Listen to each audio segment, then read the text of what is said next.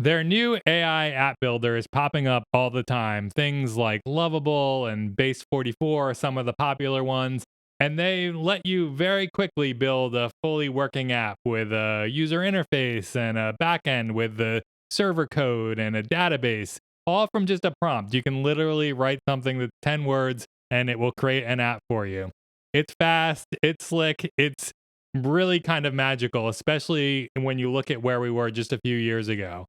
So, if these tools exist, why would you even bother with a no code tool like AppSheet where there still is a learning curve and there still is more time required in order to be able to actually create something? In this video, I'm going to give you 5 reasons why I believe that no code tools like AppSheet still matter and are still really important, especially for business.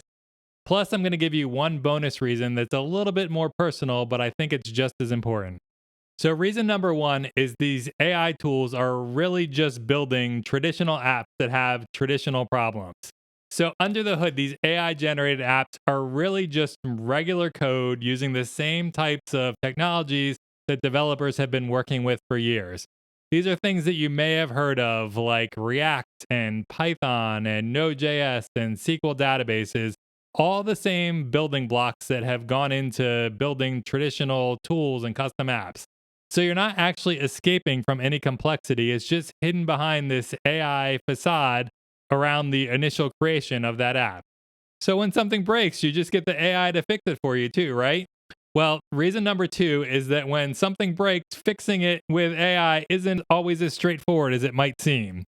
AI is great at generating new code really fast, but where it's not so great is maintaining it, especially when you're trying to fix one specific bug. When your initial app gets created, there's no documentation for it, there's no clear logic structure or patterns, and no one on your team wrote that app, so no one understands how it actually works. So when something goes wrong, you end up prompting the AI over and over again, trying to get it to fix the specific bug that you are running into and hoping that it doesn't break something else in the process. And if you've even dealt with AI as far as writing emails or something like that, you've probably seen how random it can be and how it can give you different types of responses for the same question from 1 minute to the next. That's not the same kind of random behavior that you want to see when you're trying to fix a bug with your application that's currently down. All right, reason number three is really building on top of the first two, and that's that you're building something that has traditionally required a developer, but you don't have one, so that's on you now. There's no one to call when it breaks, there's no one to ask when you need a change, so you have to drop whatever you're doing at that point in time and go and figure these things out and try to get the AI to not screw something up. And the difference with AppSheet is that it was built from the ground up to not require you to have a developer. These apps are completely different. Every single one of them is custom, so anything that needs to be done is custom as well. All right, reason number four is that AppSheet scales in a predictable and well understood way. And this isn't to say that you're not going to have to do some work to scale your AppSheet app if it grows to 100 times the data that you originally had. You still might have to do that. But when you do, you follow a pattern that has been established, expecting that you are eventually going to run into that type of thing.